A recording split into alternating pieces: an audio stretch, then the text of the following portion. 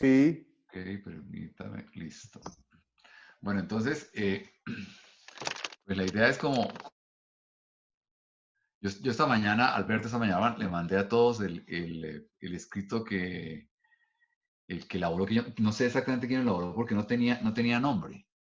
lo elaboró André Viana, fruto Ajá. como de unas conversaciones que empezamos a tener sobre el modelo.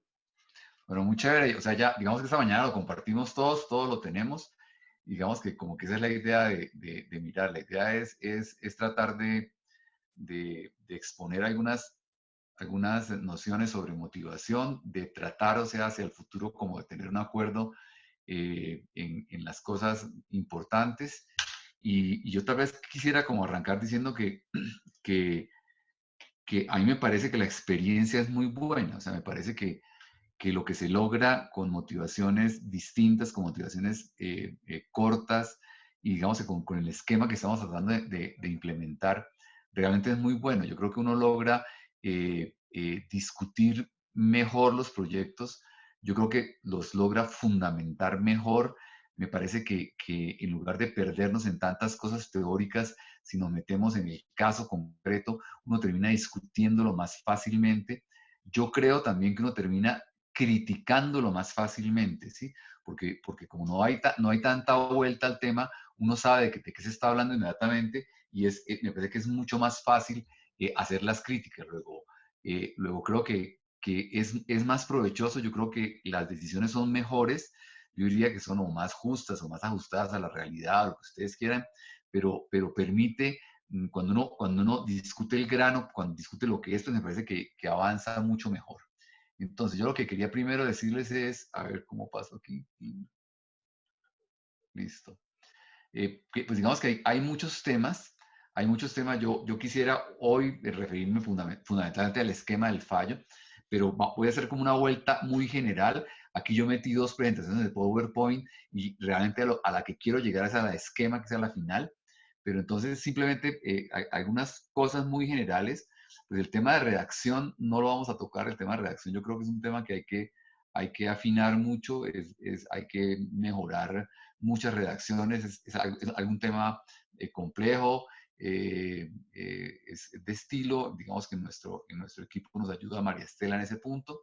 Yo aquí solamente quería hacer una petición que veo que está hecha en el escrito que nos mandó el doctor Alberto, digamos, el lenguaje de una sentencia siempre es distinto al de la ley, ¿no? Entonces, yo tal vez quisiera como recomendar que dejáramos de hablar de en estos casos y nos refiriéramos fundamentalmente al tema puntual. No tiene como la idea siempre de hacer como una introducción de una regla para decidir. Y yo creo que esa no es la idea de la redacción de un fallo, cuando lo que uno tiene es que resolver y no mucho establecer reglas.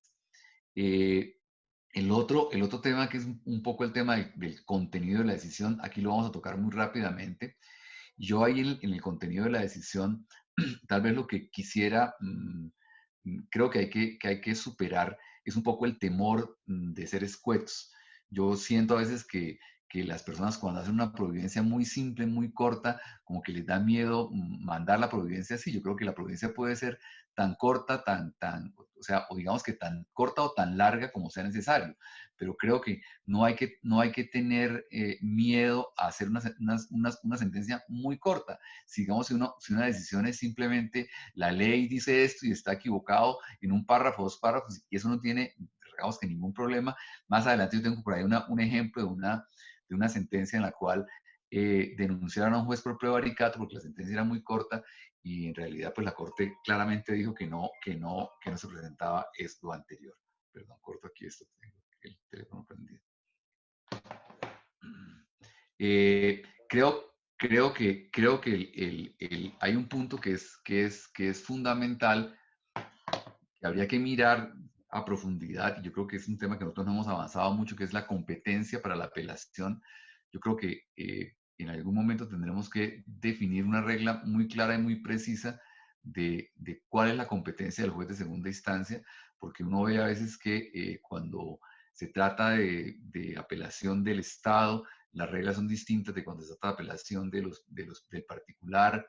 En responsabilidad, pues estamos diciendo que si el Estado apela, se entiende que apeló todos los aspectos de la responsabilidad. Y yo creo que eso, digamos que ese es un punto fundamental digo yo, industrializar el trabajo y para centrarnos en lo que es.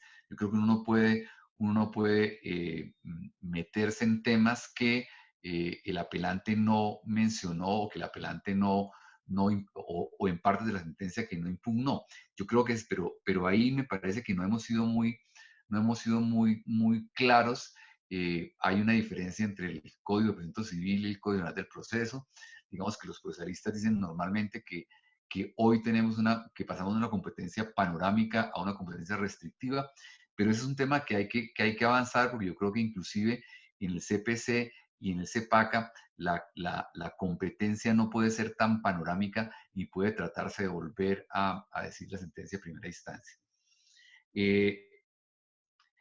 Hay varios temas que me parecen importantes, el del método, el del esquema del fallo, y yo creo que hay un punto que me parece que tenemos que fortalecer mucho, que es el tema de valoración de pruebas. Yo siento que en nuestros proyectos tenemos dificultades en eso.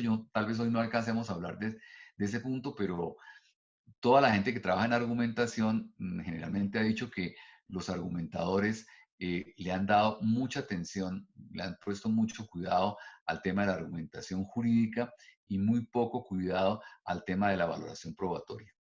Y también se ha dicho aquí que si puede haber arbitrariedad en las decisiones judiciales, en la interpretación de la ley, pues mucha más arbitrariedad puede haber en una decisión judicial que omita considerar pruebas o que no plantee el problema fáctico totalmente o que valore simplemente algunas pruebas y otras no, que digamos que donde hay un gran campo para que haya arbitrariedad judicial, no es tanto en la parte jurídica, sino en la parte probatoria.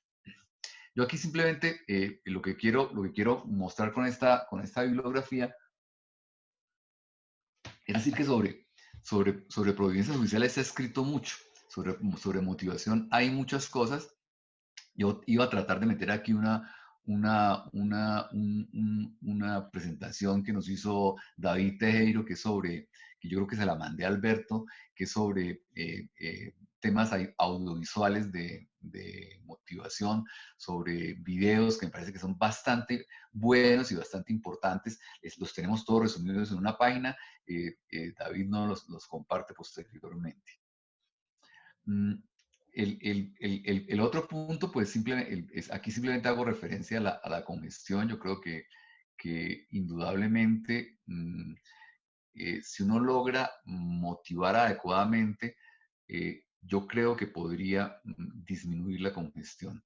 Yo creo que si mejoramos en esto, si tenemos un poco esta dinámica, es mucho más fácil discutir en una sala decisiones, es mucho más fácil realizar decisiones, es mucho más fácil entender decisiones. O sea, yo creo que el trabajo se facilita mucho más cuando uno, en lugar de mirar una vuelta muy grande a un problema, entiende rápidamente la almendra o la pepa del problema. Me parece que eso contribuye indudablemente a la descongestión. Yo creo que el Consejo de Estado a veces se ha ocupado de unas sentencias exageradamente largas, a mi modo de ver, injustificadas, que de alguna manera lo que hacen es perder el tiempo frente a una cantidad de personas que están esperando el turno para que le decidan su fallo. Entonces, yo creo que en esto, en esas construcciones que en algunas ocasiones son necesarias para explicar un problema, yo creo que nunca tan largas, pero si nos dedicamos a hacer en cada providencia un tratado y en cada providencia una exposición tan exhaustiva y tan larga, pues yo creo que el trabajo va a ser mucho menor. Yo creo que si uno mira el trabajo de un año, pues dice, sí, yo saqué 3 sentencias muy largas y muy importantes, pero yo creo que eso no tiene ninguna razonabilidad con las demás personas que están pues como esperando el turno de que le decidan sus asuntos. El otro punto es digamos, que tomemos la decisión de aplicarlas. Yo creo que eso es un tema de decisión, de voluntad, y creo que todos la tenemos, pero me parece que es un punto de hacer un quiebre, de tomar en realidad la decisión de modificarlos, porque si diagnosticamos y le damos vueltas y no lo hacemos, hay que hacerlo, digamos que hay que modificar esa forma. Aquí me refiero yo a esto. Yo digo, la idea de motivaciones sintéticas no quiere decir reducir el trabajo o el tiempo. Alberto, excúseme, me repite el nombre de la autora, porque si no voy a seguir diciendo que su documento. André, La persona que hizo el documento, el que nos mandó usted. André Viana. Perdón. ¿Sí ¿Me están oyendo o no? Sí, André ¿Aló? Viana, Martín. Alberto, ahí no te oigo. Sí, doctor. Sí. ¿Aló? ¿Me Aló, ahí oyen? sí lo oigo, Alberto. André Viana, Martín. Ah, ok, André. Entonces, digamos que en el documento que nos mandó André, creo que estaba está muy claramente señalado este punto, ¿cierto? O sea, hacer motivaciones sintéticas no quiere decir reducir el trabajo o el tiempo de estudio. Implica mejorar la comprensión del problema, referirse más a los hechos, tener en cuenta mejor las posiciones de las partes, desechar lo que resulta impertinente.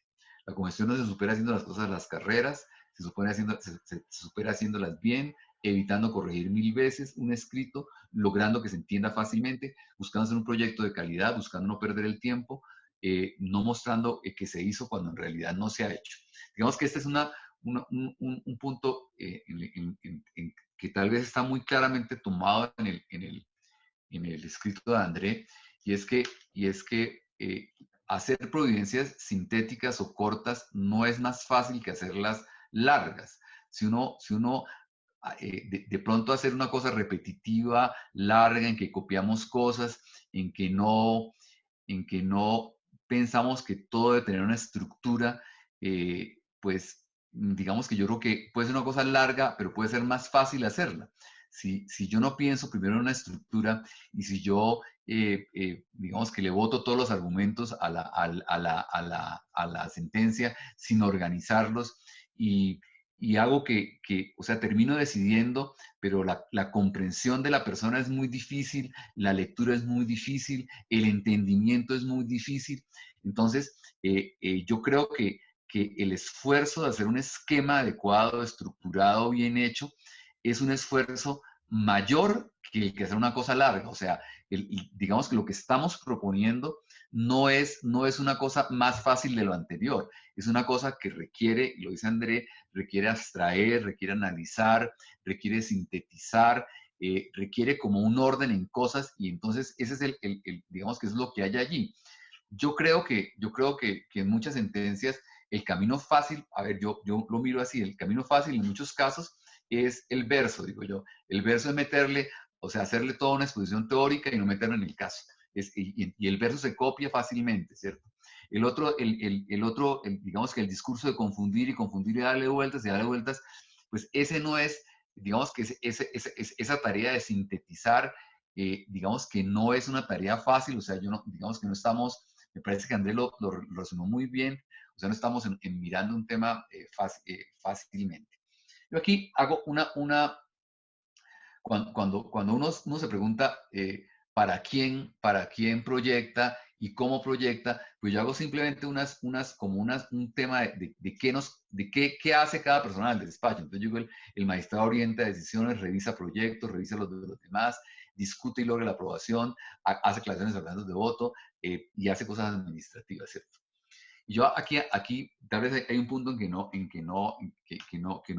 no toque antes, y es, de alguna manera, yo creo que si hay un sitio, yo no sé si era todo el Consejo de Estado, pero si hay un sitio donde uno pudiera dedicarse a estudiar argumentación, sería la sección tercera del Consejo de Estado.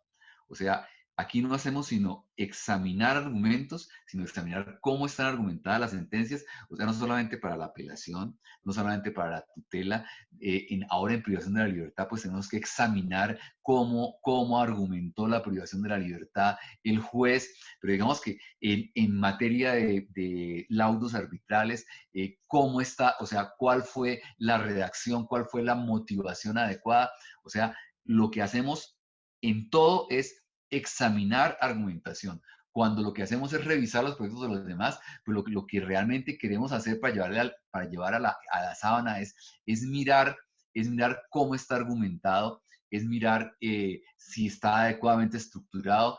Entonces, lo que yo quisiera como sintetizar ahí es que la labor aquí en realidad es mirar argumentaciones, es estudiar argumentaciones y además argumentar. Pero en muchos casos es estudiar la argumentación, es definir cómo está estructurada la decisión de otros. Entonces, me parece que ese era un punto que quería señalar allí. ¿Cuáles son? Yo digo, aquí simplemente yo hago una cosa que es de nuestro trabajo, no sé si será común a todo el mundo, pero yo creo que es común. ¿Cuáles son las dificultades que se nos presentan? ¿Cierto? Uno de ellos, digo, pérdida de tiempo en trabajos elaborados sin consultar la línea.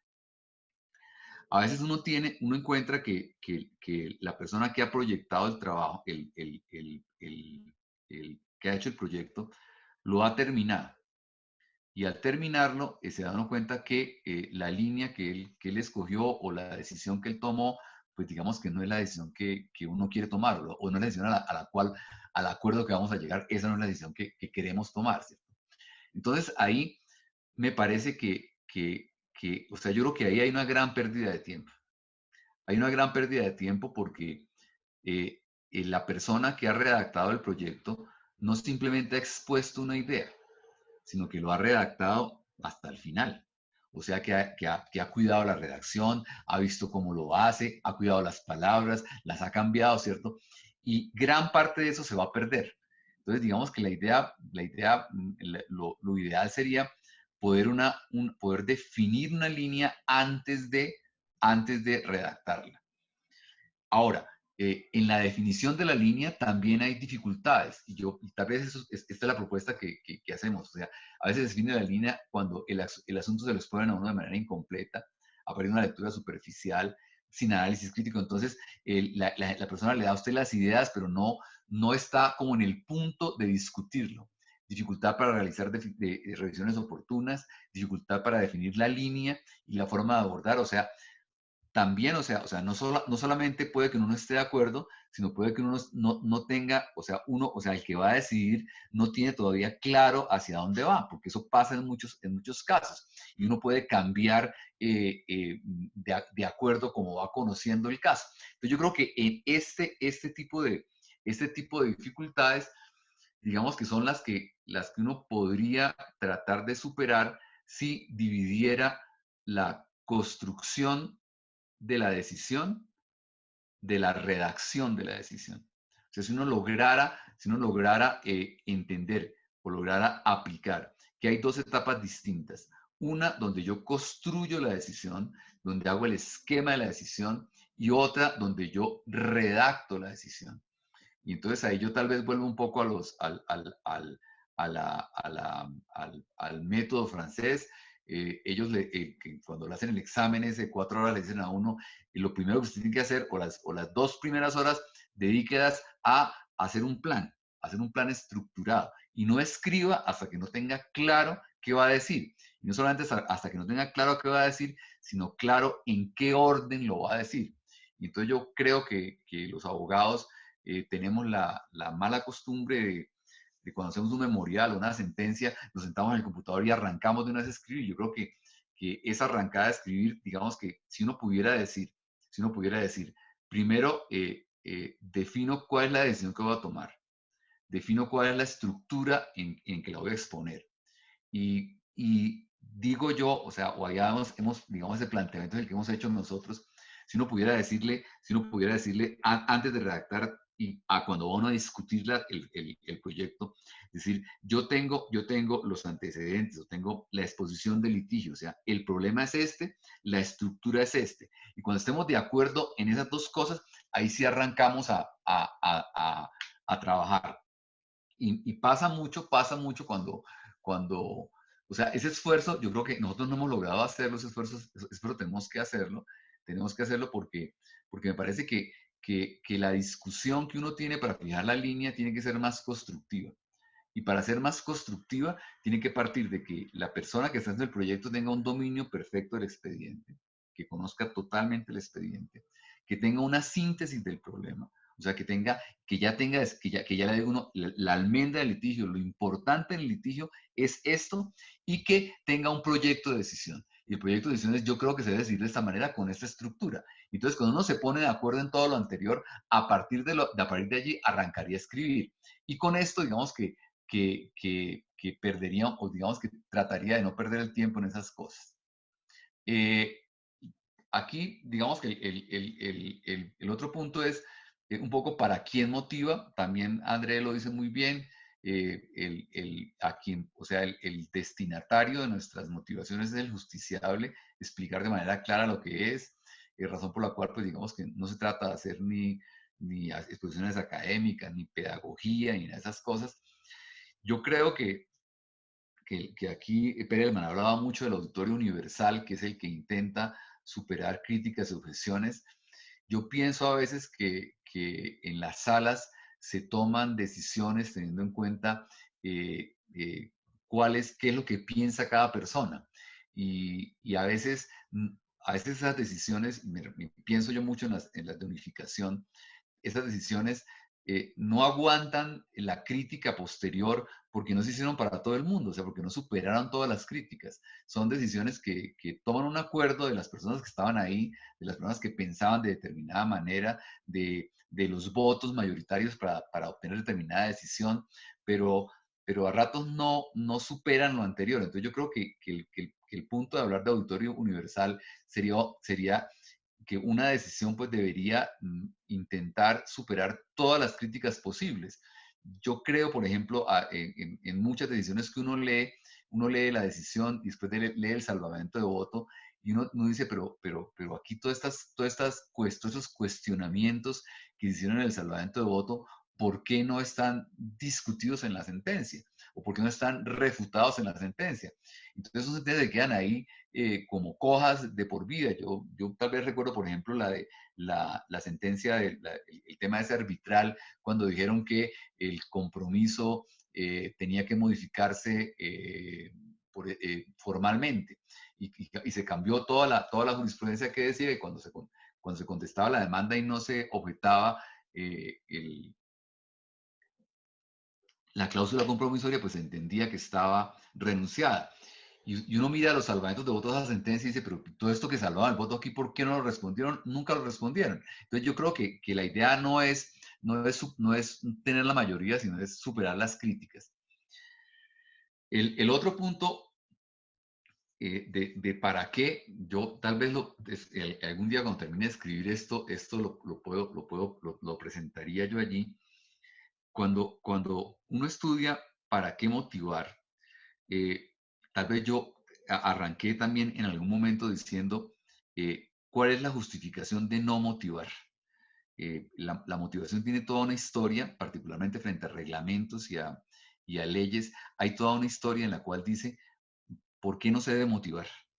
Y entonces, por ejemplo, dice, no se debe motivar porque cuando se motiva mucho, la decisión pierde, o sea, cuando yo explico mucho una decisión, y esto se refiere particularmente a una ley, cuando explico demasiado una decisión, la decisión pierde fuerza. Entonces yo creo que a ratos es bueno arrancar de por qué se prohibía motivar y por qué hoy requerimos motivar, para llegar a un punto medio de motivar adecuadamente y de motivar exactamente lo que es, y digamos de decir esos errores que anteriormente de alguna manera señalaban que no se debía motivar, pues yo creo que eso hay que tenerlo en cuenta para justificarlo actualmente. Yo creo que hay dos razones de motivar. Uno, justificar la decisión y otro, pues uno justificar la decisión obviamente frente a los justiciables, frente a las personas, decirle por qué tomo esta decisión. Y cuando yo le digo por qué toma esta decisión es cuando yo le permito discutirla, cuando le permito recurrirla adecuadamente y cuando puedo establecer un diálogo para que la persona pueda en otra instancia discutirla. Pero las personas hoy insisten mucho en el tema de que la motivación también tiene que tenerse en cuenta para controlar la coherencia de las propias decisiones. O sea, para, digamos que la decisión que yo quiero tomar, volverla racional.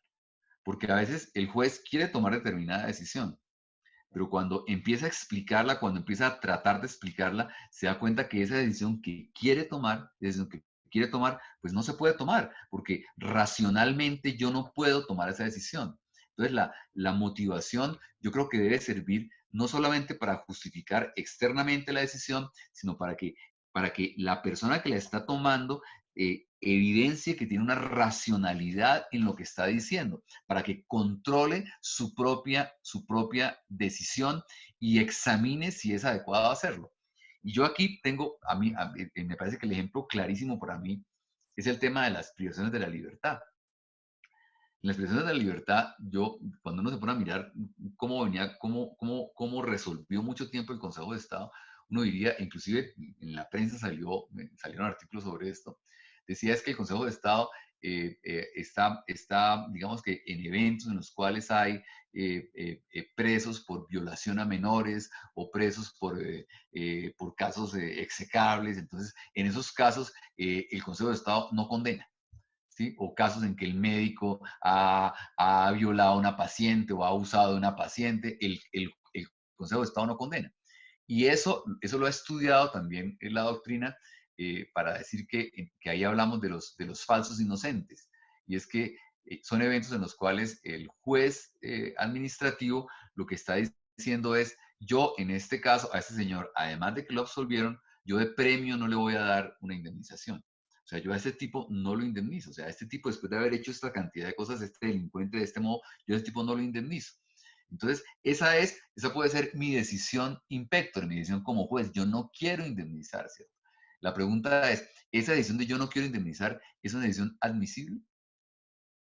O sea, yo puedo por ejemplo, para ejemplo, yo puedo no condenar allí, yo puedo controvertir el estado de inocencia de esa persona, o yo tengo un mandato constitucional que me dice si el señor lo declararon inocente, usted no puede dudar de la inocencia. Entonces, o tengo alguna forma de decir, es que a mí la sentencia penal no me ata, ¿cierto? Entonces, la idea es que cuando si es esa decisión que yo quiero tomar, no puedo explicarla, pues esa decisión no puede ser racional. Entonces, la motivación racional, la que tengo que exponer yo, la que en el papel tengo que escribir, estas normas las aplico, las normas aplicables son aquí, o sea, de qué modo desconozco la presunción de inocencia. Entonces, esa obligación de volver racional las decisiones, creo que funciona mucho para esto.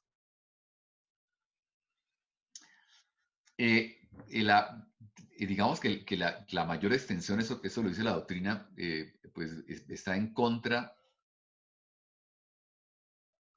con la deliberación colegiada. O sea, uno para tomar en una sala una decisión eh, debe ser lo más corto posible, no puede ser, o sea, ponerse de acuerdo, y en el Consejo de Estado 27 personas en una sentencia de 100 hojas, pues yo no sé, o sea, cómo le explican a la gente que en realidad todos discutimos sobre lo mismo y que todos estuvimos de acuerdo en las 100 hojas. Pues eso es una cosa realmente que no funcionaría mucho. Esto lo dice la doctrina igualmente, dice, el juez de casación encargado de unificar, se espera que la motivación sea muy precisa y su decisión con el fin no solamente de responder al recurrente, sino de asegurar la interpretación de la regla de derecho. Yo creo que esto es algo que ha venido pasando en la jurisprudencia del Consejo de Estado.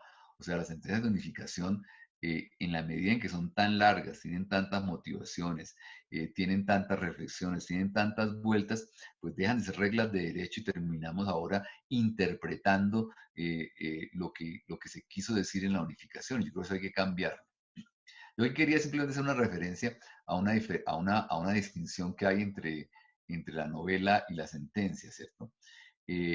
simplemente aquí para indicar lo siguiente, y es que el escritor, cuando se hace una novela, el escritor lo que hace es volver complejo algo que es sencillo. O sea, el escritor, digamos que la gracia de un escritor es, es volver interesante un tema que uno diría, pero este man de dónde sacó tanta cosa y para escribir una novela sobre un tema tan sencillo, ¿cierto? Yo pongo aquí siempre un ejemplo de un caso, de una novela que se llama El Bigote, es una novela francesa, y es una novela en que simplemente el protagonista se afeita, se quita el bigote en la mañana, se quita el bigote, decide quitarse el bigote que usó durante mucho tiempo y nadie se da cuenta. Y a partir de ahí, a partir de ese hecho así de sencillo, el novelista hace una novela absolutamente compleja y nos da una cantidad de vueltas. O sea, cualquier novela lo que hace es eso, ¿cierto? Entonces lo hace pensar, transmite, lo hace divertido, sacrifica la forma, lo mantiene en suspenso hasta el final. Pues eso, digamos que no puede ser, no puede ser una sentencia. O sea, una sentencia es totalmente contraria a una novela. O sea, una sentencia, en lugar de hacer complejo lo sencillo, tiene que hacer sencillo lo complejo. Tiene que ser directa, tiene que ser muy puntual para no volverlo de esa manera. Yo ahí sí cito, porque eso me parece muy curioso, de Vargas Llosa, habla del striptease al revés, y por qué me refiero yo al striptease al revés. Vargas Llosa dice que las novelas nacen generalmente de una historia en particular, y que entonces que el escritor de la novela le empieza a poner, que hace el striptease al revés, porque le empieza a poner mucha ropa para que nadie evidencie cuál fue el caso exacto que le pasó al novelista. Pero dice que casi todas las novelas nacen de un episodio particular del escritor. Pero lo que pasa es que entonces le ponemos mucha ropa para que no se vea de dónde salió. Y yo, ¿por qué hago la referencia al striptease al revés? Porque yo pienso que eso es lo que terminamos haciendo siempre, ¿sí?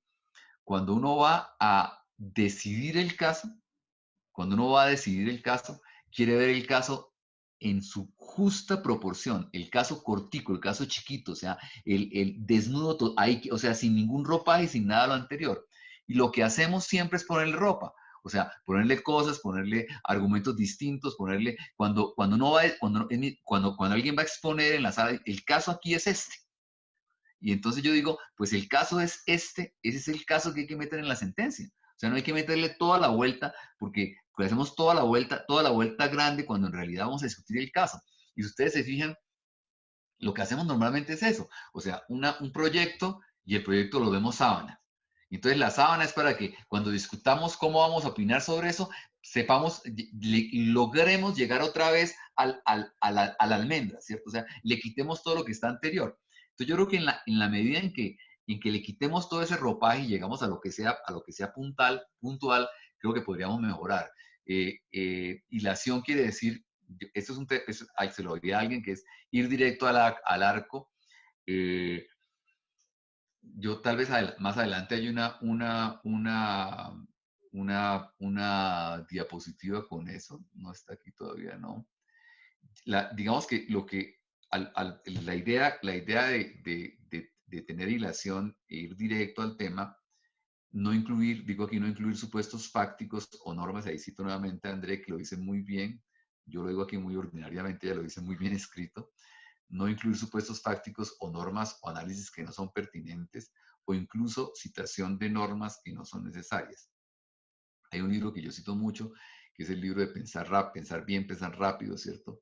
Y me gusta mucho que él dice cuando uno le dicen, présteme atención, es porque la atención es un recurso escaso. Entonces yo quiero, y cuando yo leo algo, cuando yo leo una sentencia, cuando yo leo un proyecto, yo le estoy prestando atención al proyecto. O sea, yo no leo por jugar, yo no leo por la gente, yo no leo por, digamos, no leo por ilustrarme lo de la jurisprudencia ni de cosas alrededor del caso. Entonces, cuando yo leo algo con atención, yo supongo que los hechos que me están contando en la sentencia son hechos pertinentes para la decisión. O sea, yo supongo que quien redactó la sentencia no quiere hacerme perder el tiempo. O sea, no quiere que yo me salga del tema. Quiere que ese recurso escaso, que es mi atención al tema, me permita entenderlo inmediatamente. Entonces, eso de ir directo al acto, ¿qué quiere decir? Que si yo en lugar de ir directo al arco, directo al problema, ¿cierto? Empiezo a meterle hechos impertinentes, que me pierden. Porque si usted me cuenta un hecho impertinente, yo digo, bueno, pero esto tiene alguna importancia. Entonces yo leo el hecho anterior que es pertinente, ¿cierto? Y si usted después me mete normas o análisis que tampoco tienen pertinencia para ir al tema, pues yo me pierdo de llegar al tema. O sea, no soy capaz, no logro concentrar mi atención en a dónde quiere ir usted. Entonces yo creo que este es el punto que yo creería que sería fundamental en redactar una cosa directamente. Y redactar una cosa directamente, y cito nuevamente a Andrés, ¿cierto? Es no incluir hechos impertinentes, normas impertinentes, recuentos impertinentes. O sea, cosas que nos saquen del tema, que nos saquen de la almendra. O sea, lo que yo, porque repito, la atención que yo le quiero poner la perdí. De alguna manera yo quisiera decirle, o sea, cuando se escribe para alguien, pues yo no escribo para adornar la sentencia. O sea, a mí para que me echan otra vez el cuento de un recuento jurisprudencial que yo sé que voy a leer en diagonal.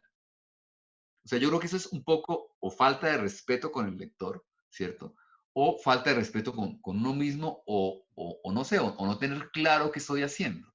Porque, y eso pasa mucho con los alegatos. O sea, ¿qué ocurre cuando un abogado hace un alegato y le mete una cantidad de información que no es pertinente y que no va, o sea, y que no va a ayudarle a la persona que está haciéndolo? O sea, si yo le hago una historia jurídica de algo que yo tengo la certeza de que el magistrado la conoce, o que tengo la certeza de que el lector la conoce, que tengo la certeza de que el lector va a pasar en diagonal en ese punto, que no lo va a leer.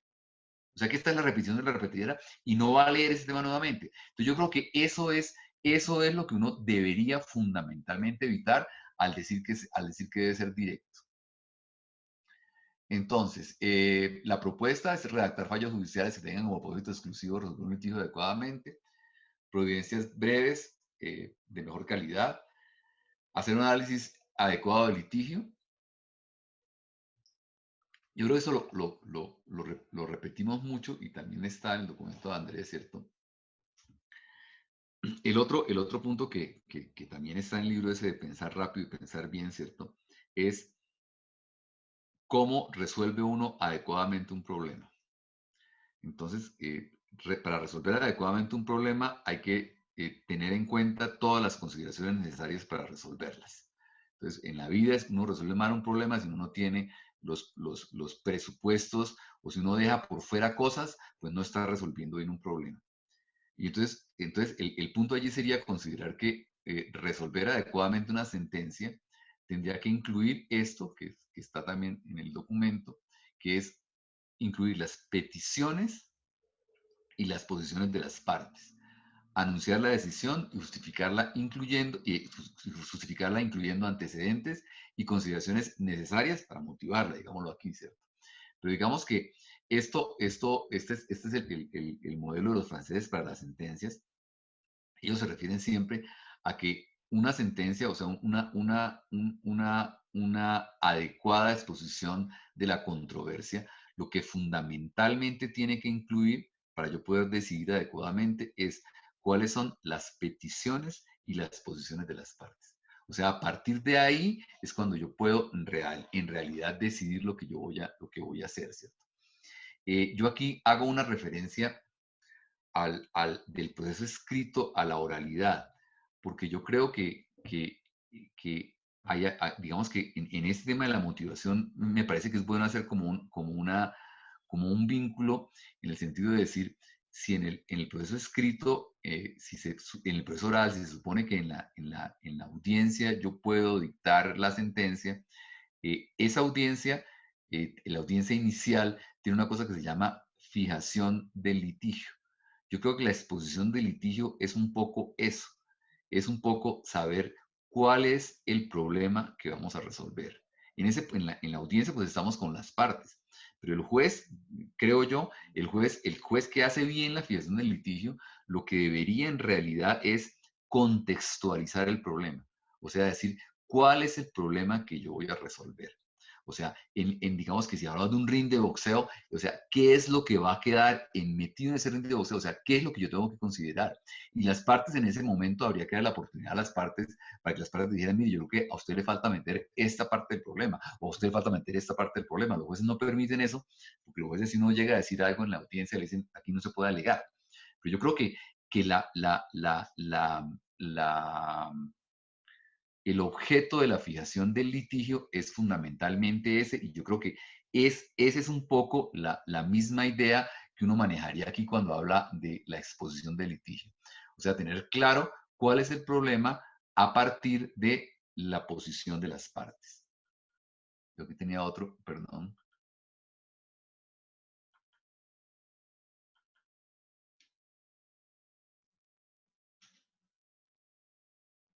Voy pasando porque tengo muchas cosas que creo que no vale la pena mirar. Eh, el, el, simplemente digamos que uno también tiene que mirar la normativa de las sentencias, de cuáles son los elementos que debe tener un fallo. Yo simplemente aquí cito el artículo 280 del CGP. Debe obviamente tener el examen crítico de las pruebas.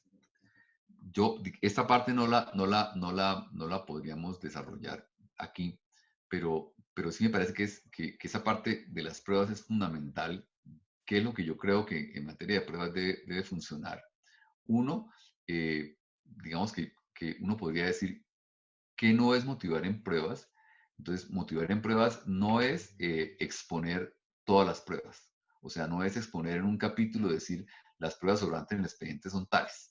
O sea, no es enumerar las pruebas. O sea, hay muchas sentencias que creen que por enumerar las pruebas hay una motivación en pruebas. Eso es simplemente enumerar qué pruebas hay, pero eso en realidad no es motivar en pruebas. Digamos que la idea del examen crítico de las pruebas y un punto muy dicho por la Corte es que el tema de decir del análisis en conjunto de las pruebas yo deduzco tal cosa es no analizar las pruebas. O sea, el análisis de las pruebas no puede decir dar la conclusión probatoria sin explicar cuáles son los fundamentos probatorios. Y en esos fundamentos probatorios, que me parece a mí que nosotros tenemos que mejorar mucho en eso, en esos fundamentos probatorios uno tendría que decir, tendría que tener varias cosas. Uno, hay que analizar todas las pruebas. O sea, el juez no puede decir, yo cito únicamente las pruebas que sustentan mi posición, sino que mi obligación, yo creo que es fundamental, es decir, ¿por qué yo no tengo en pruebas, yo no considero aquellas pruebas que no sustentan la hipótesis que yo estoy dando por probada en la sentencia? Entonces, en muchos casos, si hay dos hipótesis probatorias, yo tengo que decir, de esas dos hipótesis, la que me convence es esta, pero yo tengo que explicar por qué estas pruebas no me convencen y por qué estas pruebas sí me convencen. En materia probatoria uno se refiere primero pues a describir la prueba, o sea, a describir digamos, si uno hace un análisis de un testimonio, yo creo que es bueno decir el testimonio de dónde vino, el testimonio se aportó en el expediente penal o se aportó aquí. Creo que es importante decir quién pidió el testimonio. A veces es fundamental, digamos que todo este es el explicar cómo llegó a la prueba ya empieza a permitirle a uno una imagen sobre la prueba. Es distinto a la prueba que pidió el demandante, a la prueba que pidió el demandado, a la prueba que vino el disciplinario, a la prueba que vino el proceso penal. O sea, eso empieza a generarle alguna cosa. Lo segundo es describir qué dice la prueba. Uno tiene que decir qué dijo el testigo. O tiene que decir qué dijo el documento. O sea, primero es una descripción. O sea, el testigo dijo esto, ¿de acuerdo? Y después de que yo describo, o el documento dice esto, ¿cierto? Y después de que yo describo el documento, o sea que es una etapa siguiente, repito, primero sería la identificación, segundo la descripción, y tercero la valoración. O sea, ¿cuál es la valoración que yo le doy a esa prueba? O sea, esa prueba me genera, ¿yo le creo a esa prueba o no le creo a esa prueba? Y habrá pruebas que tendrán muchas más dificultades. La prueba pericial pues tiene más dificultades. Yo tengo que decir, para mí es fundamentado, es adecuado, tiene un desarrollo coherente, está bien explicado. Pero yo creo que el tema de la prueba es bien importante. Eh, los que trabajan en esta materia dicen en general que hay dos formas de exponer las pruebas, que una es la forma, digamos que analítica, que es decir, yo examino prueba por prueba y después hago unas conclusiones, y otra que es el relato. Y la gente dice que prefiere el analítico que el relato de alguna manera el juez hace una historia y con qué fuerza que las pruebas llegan ahí. Pero yo creo y también no creo, todo el mundo lo dice, son válidos los dos. Son válidos, pero me parece a mí que las sentencias, y yo lo digo por las contractuales que hemos hecho últimamente, las sentencias contractuales a veces son únicamente documentos. Pero yo creo que si uno dice, el contratista dijo tal cosa, pues tiene que estar en la carta tal, o en el folio tal, o en el pliego de condiciones decir tal cosa, o el contrato en la cláusula tal. O sea, esos relatos tienen que tener anclas, tienen que tener una base de dónde salió eso. O sea, porque a veces viene una historia que uno dice, pues no, esa historia, sí, chévere, pero la historia de dónde salió. Y muy bien contadito todo, pero la historia, y de dónde sacaron la historia. Entonces, a ratos puede ser simplemente suficiente hacer el relato y anclarlo con la prueba, anclarlo con el folio donde está o decir dónde salió. Pero creo que es muy importante la motivación probatoria en esos sentidos. Yo creo que ahí en esos videos hay algunas cosas sobre pruebas que me parecen muy interesantes, pero realmente muy interesantes que valdría la pena verlos sobre qué es fundamental y sobre qué es hacer análisis de pruebas. Dice la norma, y esto lo tomo aquí porque me parece importante, el 280, dice, deben meterse los razonamientos estrictamente necesarios. Y lo estrictamente necesario quiere decir que uno tiene que escoger qué es lo que requiere para fundamentar la sentencia. Entonces, si yo voy a decir, y eso creo que lo estamos haciendo todos ya, si yo voy a decir, no sé, si voy a hablar de caducidad, o si voy a hablar de caducidad, pues simplemente hablo, la demanda fue presentada fuera de caducidad, y yo no tengo que echar el cuento de si era legitimado, si era, nada, o sea, caducidad salió, ¿cierto? O sea, si tengo yo un argumento que me permite salirme, o me permite decidir de determinada manera el proceso, pues lo decido ya, ¿cierto? Si yo tengo claro que no hay daño, pues si no hay daño, ¿yo por qué tengo que estudiar legitimación en la causa? Una cantidad de cosas adicionales que no van a ser necesarias para tomar la decisión. Entonces yo por eso tal vez hago mucho énfasis en que el código dice estrictamente necesarios para fundamentar la decisión. O sea, nada más. Aquí tal vez recordar que la ley obliga a calificar la conducta procesal de las partes. Es una cosa que muchas veces no hacemos, creo que lo obliga. eh, eh, en ocasiones uno tiene que pronunciar sobre la actitud de las partes, sobre costas, sobre perjuicios, pero me parece que el 280 es una norma que vale la pena tener en cuenta. No me refiero a esto, que es suficiente. Esta era una norma, esta era una sentencia que no voy a explicar porque es muy larga la explicación, pero digamos que ese era un tema laboral y digamos que esa es la motivación de la sentencia. Dice en el expediente habrán pruebas de que entre Bernardo tal y Manuel tal existe un contrato de trabajo, pero las pruebas practicadas quedan desvirtuadas por Luis Alfonso Barrera, quien manifestó que el señor Bernardo Casi Limas trabajó bajo sus órdenes y no bajo el orden del demandado. Con base en esta consideración, un juez dictó sentencia. Así, y la sentencia es el párrafo. Yo creo que le hubiera cabido otro párrafo más, ¿cierto? Pero la idea es, lo denunciaron por prevaricato y la Corte dijo, no, la sentencia está suficientemente motivada así, ¿cierto? Así, o sea, lo que yo la presento es porque lo que quiero decir es que a uno no le debe dar miedo hacer una sentencia muy escueta, muy sencilla. Creo que eso puede hacerse sin ningún temor. Y lo digo porque yo siento que a veces la gente como que dice, uy, pero es que aquí no le dije nada, entonces como que entonces le da por citar una jurisprudencia, por meter una cosita adicional, cuando la norma es súper clara y no hay necesidad de meterle ninguna otra vuelta, ni de hacerla con nada más, y así se puede hacer, y digamos que no pasa nada, y me parece que está bien fundamentada, y yo creo que la fundamentación no la miden por la extensión de las sentencias. Tampoco, tal vez diría que la extensión del fallo no es algo, o sea, no es que uno pueda hacer sentencias cortas o sentencias largas, ni que uno tenga que partir de una idea de que tienen que ser cortas y que tienen que ser de menos tantas hojas. No, la sentencia es corta o es larga dependiendo de lo que haya que decir, dependiendo de las pruebas que haya que meter, depende de muchas cosas, de manera que no, no es que uno pueda decir es que queremos sacar sentencias de máximo 8 hojas, no, o de máximo 10 hojas, no. O sea, digamos que la sentencia es tan larga como el caso concreto requiere hacer una explicación o de hecho o de derecho. Yo aquí simplemente me refería a cuáles son los casos fáciles y los casos difíciles. Y esto para indicar un poco lo siguiente, para indicar que la regla general es que uno tiene casos fáciles. O sea, la regla general es que los casos de la sección no son tan difíciles. O sea, hay casos difíciles, obvio, hay muchos casos difíciles, pero la regla general son casos fáciles. Y lo que quisiera decir es que a veces los casos fáciles se vuelven complejos por razones distintas a la dificultad del propio caso.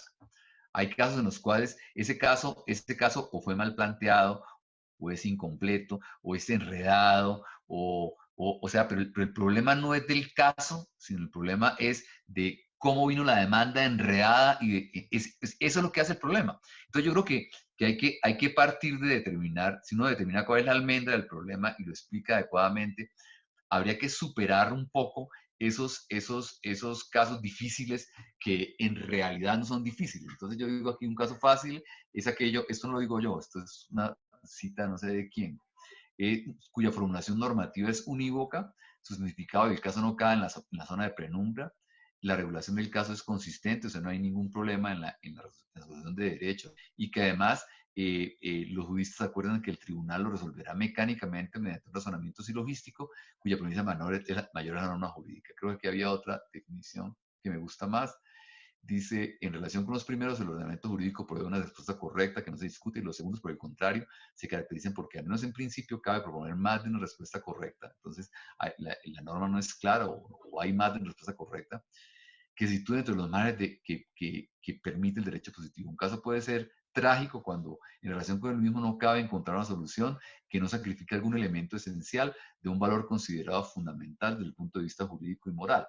Si esos casos trágicos en los cuales uno dice cualquier solución que le otorgue termina no siendo satisfactoria. Un caso mal planteado es un caso presentado de manera confusa, no es un caso difícil, requiere un esfuerzo de síntesis o análisis. La tarea de sintetizar es tratar de volver simple o expresar en términos simples el problema, limpiarlo de impertinencias, exponerlo de manera completa, ordenada y comprensible, con lo cual de esa misma presentación se pasará a la solución con mucha facilidad.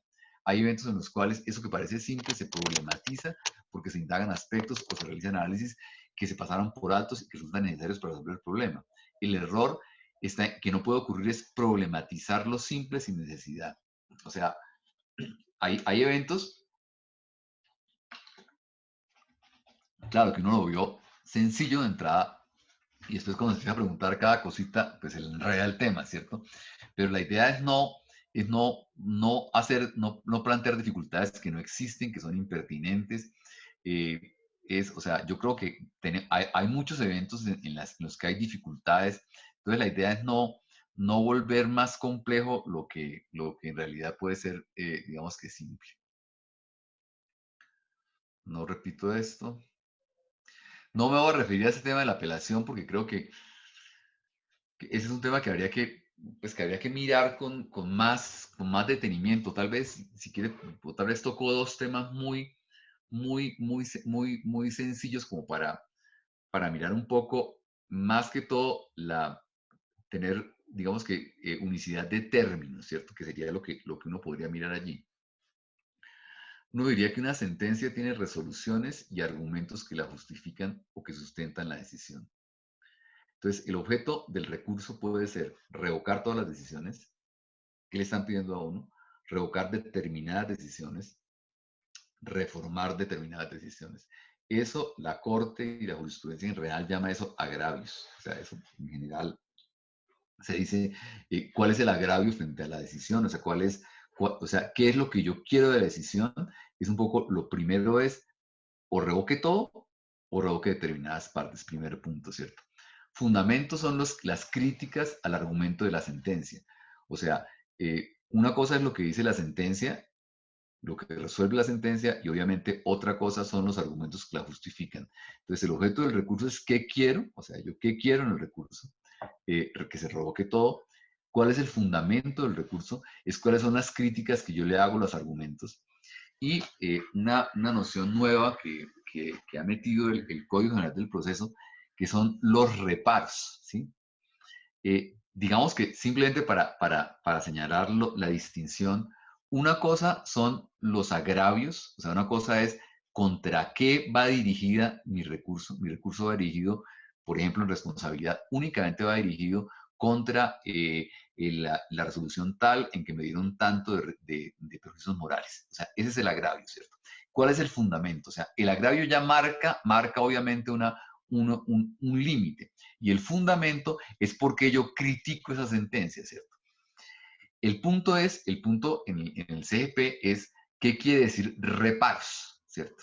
Entonces yo creo que reparos es algo más que objeto del recurso. En el CGP la persona está obligada a hacer unos reparos a la sentencia y después a extender esos reparos en los alegatos. Y digamos que uno podría decir hasta qué punto eso es aplicable a la sustentación de la apelación de las que conocemos nosotros en el CPC. Y ahí pues no hay una respuesta absolutamente clara. Uno diría, frente al inferior, uno dice, obviamente, objeto de apelación, agravios, disposiciones de la sentencia que se apelan, motivos de la apelación, y lo que dispone el CGP es que ante el inferior se hacen los reparos, ante el superior se desarrollan esos reparos. Eso no está visto así ni en el CEPACA ni en el CCA.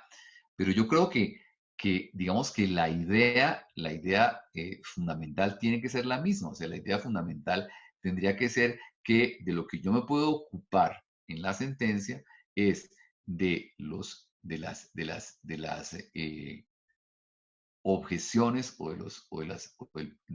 de las decisiones que fueron objeto de apelación, y me puedo referir fundamentalmente a los reparos o a los argumentos desarrollados por el demandante. Porque de lo contrario, pues uno estaría digamos que, decidiendo cosas que no le plantearon. Y allí lo que tendría que verse de alguna manera es que si la persona no apela determinados aspectos de la sentencia o no se refiere a determinados argumentos, pues lo que debe presumirse es que está de acuerdo o con esas decisiones o con esos argumentos, y que la sentencia debería referirse a lo anterior. Aquí simplemente lo que hacemos es una decisión de sala plena, de una pérdida de investidura, y la presentamos allí. Yo creo que todos en el despacho la conocen, en un tema en el cual en la primera instancia se falla la pérdida de investidura, y en la primera instancia más o menos se dice al congresista le estaban imputando conflicto de intereses. Y en la sentencia de primera instancia le imputaban conflicto de intereses por hechos anteriores a la posesión como senador. Entonces le decían es que cuando él hizo la campaña, él ofreció unas becas en un colegio de determinada persona. Ese es el argumento de la demanda. En la sentencia de primera instancia, en la sala especial, se dice simplemente, señor, lo que hizo el congresista antes de posesionarse no tiene que ver, no es conflicto de intereses. Y en la apelación, el demandante simplemente repite lo mismo. O sea, vuelve a repetir lo mismo, vuelve a decir, oiga, es que está probado, usted no tuvo en cuenta que está probado que el señor ofreció becas en un colegio. ¿cierto? Entonces, en la sentencia de primera instancia, lo que, en la segunda instancia, que es la motivación, lo que se dice es, en realidad, usted no está presentando ningún argumento nuevo frente a la sentencia. O sea, en la sentencia ya se le dijo que el conflicto de intereses era luego de posesionado la persona. Y usted está insistiendo exactamente en lo anterior. Entonces, no lo quería. Aquí, en realidad, o sea, un argumento quiere decir, la decisión tuvo este fundamento, la sentencia tuvo este fundamento. Y entonces, a ese fundamento yo lo controvierto. Pero cuando yo aquí simplemente insisto en algo que ya se decidió. Entonces, un poco es hasta qué punto hay allí un argumento o no hay un argumento. Entonces, me parece a mí que esto, creo yo, esto podría ser definitivo para afinar determinadas cosas y para afinarlo, repito, de manera igual. O sea, para que las decisiones que tomemos no terminemos, con algo que yo llamo mentalidad de consulta. O sea, la consulta pasó. O sea, la consulta pasó quiere decir que antes, cuando las entidades, todos lo sabemos, las entidades públicas, cuando no apelaban, pues hacíamos consulta, que todavía tenemos muchas consultas haciéndolas. Pero eso se acabó. Y se acabó quiere decir, si usted no apela, quiere decir que usted acepta la decisión y yo como juez no tengo que venir a suplir lo que usted no hizo. Entonces, pero creo yo que seguimos con esa mentalidad de consulta que, desafortunadamente nos lleva a, en muchas ocasiones, fallar o a meternos en cosas que la entidad demandada no dijo.